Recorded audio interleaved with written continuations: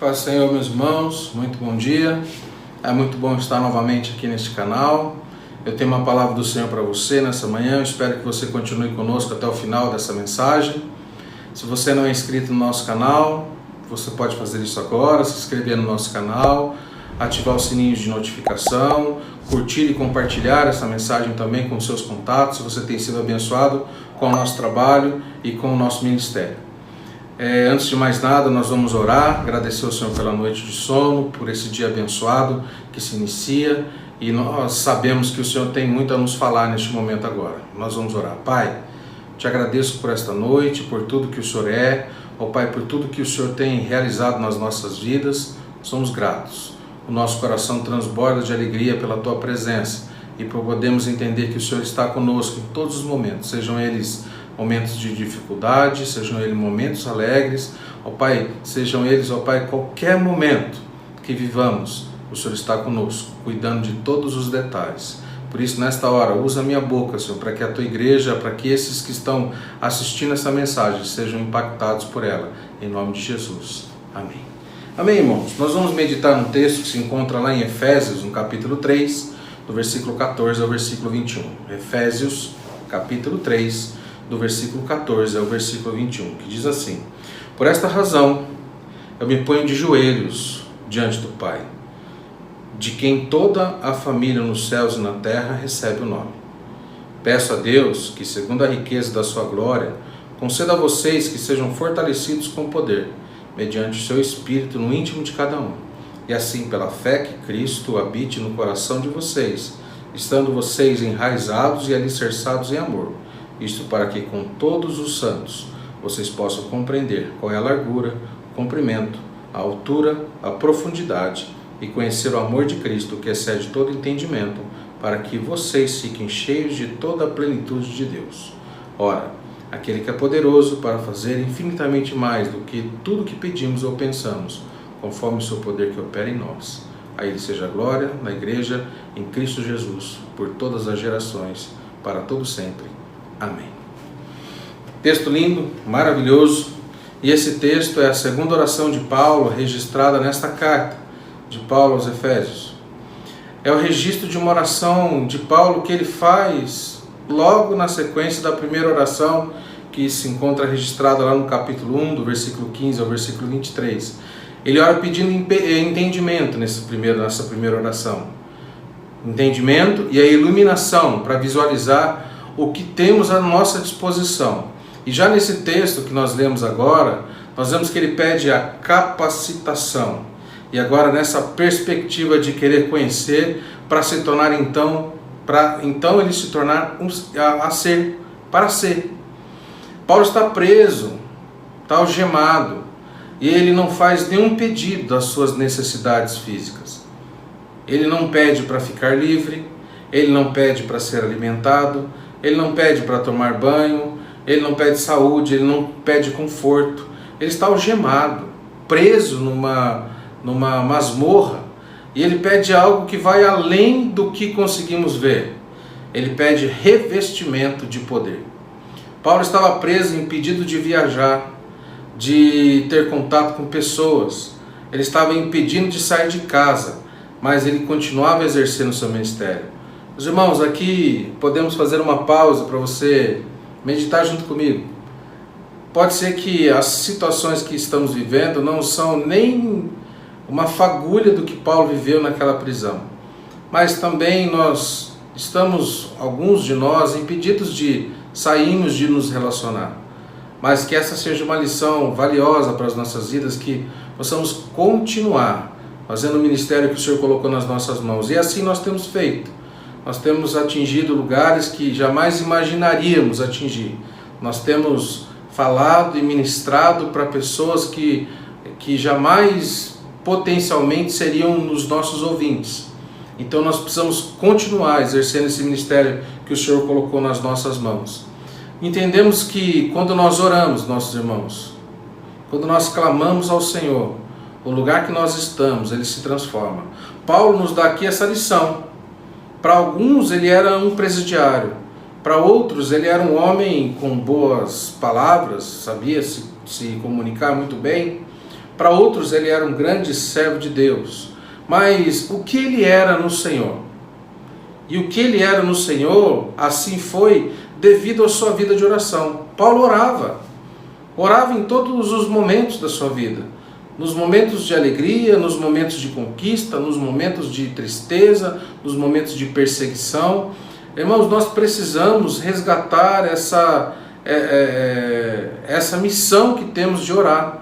Devemos orar uns pelos outros, orar pelos necessitados, orar pelas nossas vidas, orar pela nossa intimidade com o nosso Deus. Assim nós precisamos fazer, seguindo o exemplo de Paulo. No versículo 14 do texto que nós lemos aqui, Paulo diz assim: por esta causa, por esta razão eu me ponho de joelhos. E ele nos mostra que ele entendia muito bem quem era esse Deus que ele se colocava de joelhos. E por que causa? Por qual razão que ele se colocava de joelhos? Tudo que antecede esse momento atual que ele vivia agora. Ele começa a carta mostrando que o Deus Trino, ele está engajado na nossa salvação. O Pai nos escolhendo, o Filho nos redimindo com o sacrifício, da cruz do Calvário, e o Espírito Santo nos selando com o seu poder e com a sua graça. Quando se ajoelha, porque ele sabe muito bem e tem a plena consciência de quem é Deus, de que Deus está naquele momento ouvindo a sua oração, chama Deus de Pai. E ao chamar Deus de Pai, ele mostra uma grande intimidade com esse Deus. E também no versículo 14, diz lá Paulo que nós somos parte de uma grande família e que trazem o nome desse grande Deus. Nós somos filhos de Deus, família abençoada por um Pai amoroso que cuida de nós. No versículo 16, Paulo pede a Deus algo interessante. Se você olhar junto comigo, peço a Deus que, segundo a riqueza da sua glória. Meu irmão, a glória de Deus não é um atributo de Deus. E o que Deus ele reparte conosco? Deus reparte conosco o seu amor, a sua santidade, porque a palavra de Deus diz: sede santos como eu sou santo, amais uns aos outros. E aí é isso que o Senhor reparte conosco. Mas a glória é um conceito que retrata ali todos os atributos de Deus em seu mais alto grau, mais alto nível. E quando pede Paulo para Deus, segundo a riqueza da sua glória, ele está pedindo os ilimitáveis e os infinitos recursos de Deus. Todos se reúnam para atender essa oração. É isso que Paulo faz. Ele pede tudo quanto tens, que esteja engajado nessa oração. Meu irmão, não seja tímido, não seja acanhado. Nós conhecemos esse Deus como Deus Pai, e nós podemos nos relacionar com Ele como filhos. Então nós podemos ser audaciosos e pedir grandes coisas. Paulo pede de maneira escalonada e vai avançando cada vez mais. No versículo 16b e 17, ele fala isso, que a presença do Espírito Santo em nós, que é a evidência de que nós fomos salvos.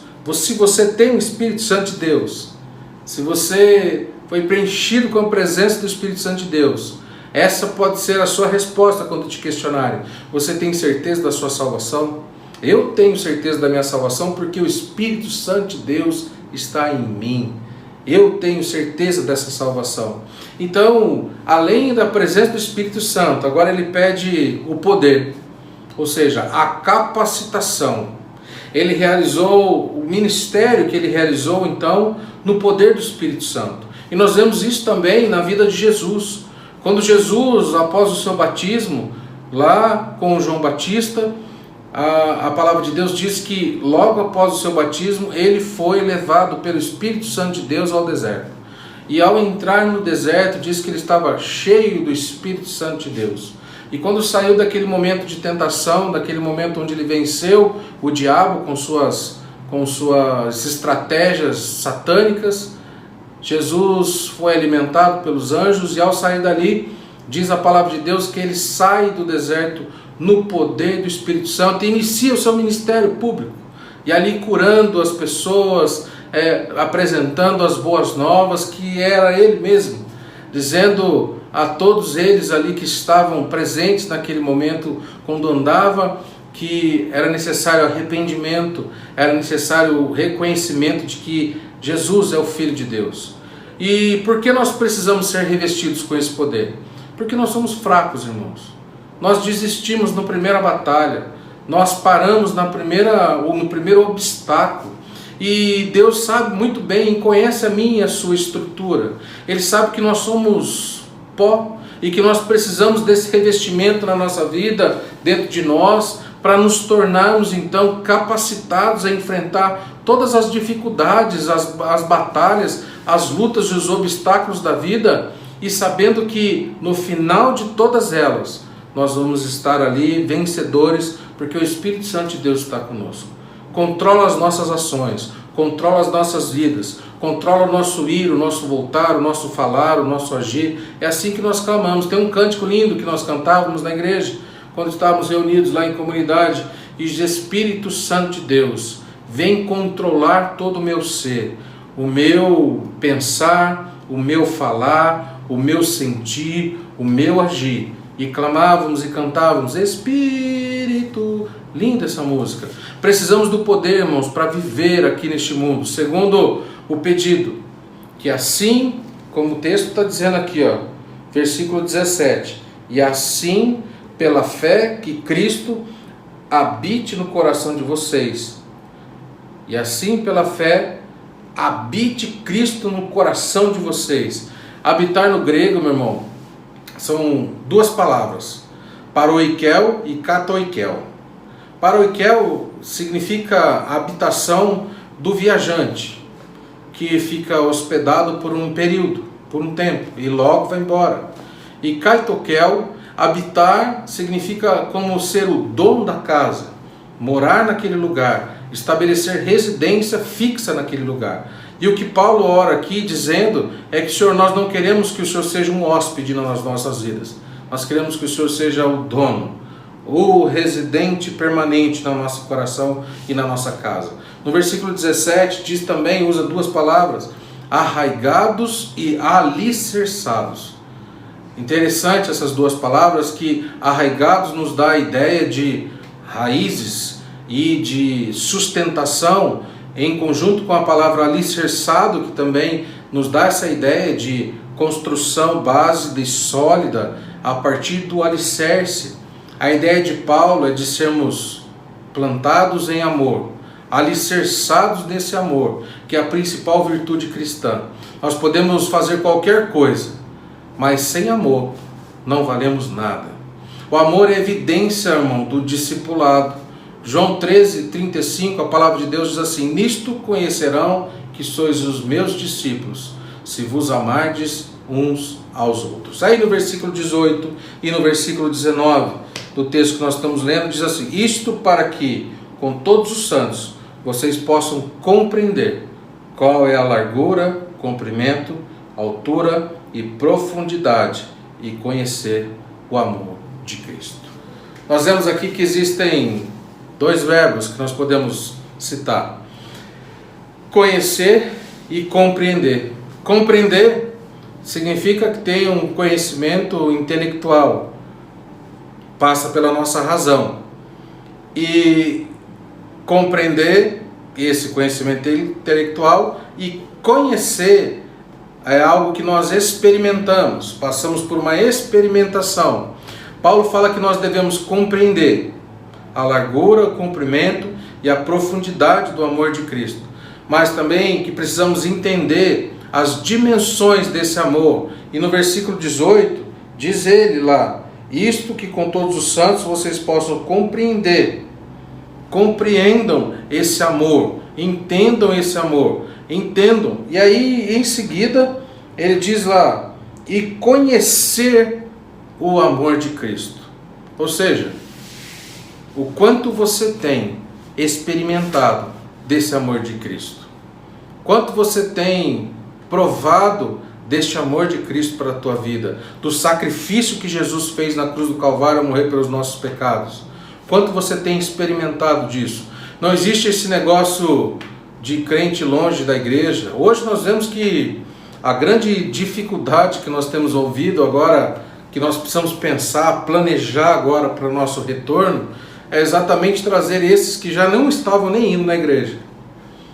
E precisamos pensar, pedir para o Senhor nos capacitar para que tenhamos palavras, para que atinjam esses corações. A nossa oração é que eles se decidam pelo Senhor, mas precisamos entender que quando nós estamos juntos, unidos, nós estamos experimentando esse amor de Deus no meio da congregação, no meio da comunidade. E quando nós estamos juntos, reunidos, nós sabemos que muitas palavras e muitas coisas só nos são reveladas quando nós estamos reunidos em comunidade, junto com os nossos irmãos. Nós precisamos entender e viver isso. Essa comunhão com os irmãos também é um momento importantíssimo na nossa vida de crescimento espiritual. E aí no versículo 19, diz assim: conhecer o amor de Deus, de Jesus, que excede todo o entendimento. E é como eu disse, esse amor já não é mais um conceito, esse amor é uma experiência.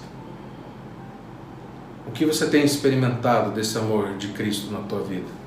João 17,3 diz que a vida eterna é essa, que conheçam a Ti, o único Deus verdadeiro, a Cristo Jesus, a quem enviaste. Meu irmão, eu sempre digo isso para você, e eu tenho certeza que você já deve ter ouvido isso também. Quando nós estivermos na eternidade, nós vamos conhecer a Cristo. E sabe o que nós vamos fazer por toda a eternidade? E eu digo isso na nossa mente finita, que para todos sempre nós estaremos descobrindo, compreendendo, entendendo e sendo a nós revelado, conhecendo quem é o nosso Cristo. Lá nós o veremos face a face e nós estaremos por todo o período, por toda a eternidade, vivendo esses dias de conhecer ao Senhor, entender quem Ele é. E dentro da nossa mente limitada, você pode estar pensando assim, mas vai chegar um dia que não vai se esgotar? Jamais. Por toda a eternidade nós vamos sempre conhecer o Senhor um pouco mais, viver para toda a eternidade com o nosso Senhor, com o nosso Jesus Cristo. Amém? Paulo conclui no versículo 19: para que vocês fiquem cheios de toda a plenitude de Deus. Irmão, você parou para pensar nisso? O que significa plenitude? Plenitude cheio de Deus. Se o nosso Deus é um Deus eterno, se Ele é a existência, Ele fala assim, Paulo, para que, no versículo 19, para que vocês fiquem cheios de toda a plenitude de Deus. Irmãos, ficar cheio daquilo que é infinito e eterno. É isso que Paulo está dizendo. Plenitude do que é eterno. Irmão, uau! É isso mesmo. Cheio da plenitude daquilo que é eterno. Ele pede anteriormente para sermos cheios dessa plenitude de Deus. E aí ele continua dizendo que é infinitamente mais. Infinitamente mais. Ou seja, não há explicação humana para isso. Estamos sentados, às vezes, isso é interessante pensar, porque o versículo 20 nos leva a pensar assim: infinitamente mais do que tudo que pedimos ou pensamos. Eu ouvi alguém dizer que muitas vezes nós estamos clamando por algo e a ajuda e o socorro está debaixo dos nossos narizes. Nós clamamos por alguma coisa e a palavra de Deus diz que é infinitamente mais do que você pede ou do que você pensa, conforme o seu poder que opera em nós. E aí o último final do versículo 21 diz que a Ele seja a glória na igreja em Cristo Jesus, por todas as gerações, para todos sempre. Amém. Sabe o que é interessante, irmão? Interessante que Paulo termina essa oração dizendo que a Ele seja a glória. não tem glória para mim, não tem glória para você, não tem glória para ninguém, mas a Ele seja a glória na igreja em Cristo Jesus por todas as gerações. Jesus e o nosso Deus, que merecem toda a honra, toda a glória, para todo sempre, por toda a eternidade. Amém. Irmão, que essa seja a minha e a sua oração nesses momentos de confinamento. Que essa seja a minha e a sua oração. Que você replique essa oração de Paulo na tua vida. Replique e aplique essa oração de Paulo na tua vida. Não há mais nada tão importante e urgente de que ser plenamente cheio da presença de Deus. Não há nada mais importante e necessário para nós, no atual momento em que vivemos, de conhecer o Senhor e experimentar o seu amor todos os dias da nossa vida. Irmão, se aproprie dessa palavra. Faça com que ela venha produzir frutos na sua vida. Queira isso. E um dia a promessa da palavra de Deus é que Jesus disse: eu vou, mas eu volto. Eu vou, e eu vou deixar com vocês o Espírito Santo. E a palavra de Deus diz que Ele falou: eu vou preparar morada para vocês. E nós sabemos muito bem para o lugar onde nós vamos, porque o nosso Mestre está preparando as moradas para todos aqueles que o aceitaram como Senhor e experimentam a tua bondade. Aquilo que vivemos aqui, irmãos, é uma fagulha daquilo que o Senhor tem preparado para a igreja na eternidade.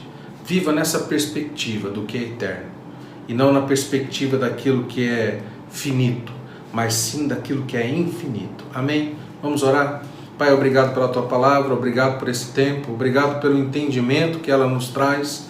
Senhor, que ela seja para nós, ó Pai, todos os nossos dias, instrução, ó Pai, seja para nós boca de Deus, que possamos, ó Pai, estar alinhados, ó Pai, de maneira tal que nada nos tire, ó Pai, do entendimento daquilo que o Senhor idealizou e preparou para nós, para todos aqueles que o aceitaram como Senhor. Abençoa essa família, abençoa essa casa, abençoa este jovem que assiste essa mensagem, esta jovem, esta criança, esse adolescente. Abençoa esta igreja, Senhor, ó Pai, o pastor dessa igreja. Abençoa, ó Pai, todos esses que foram atingidos, ó Pai, e estão assistindo essa mensagem.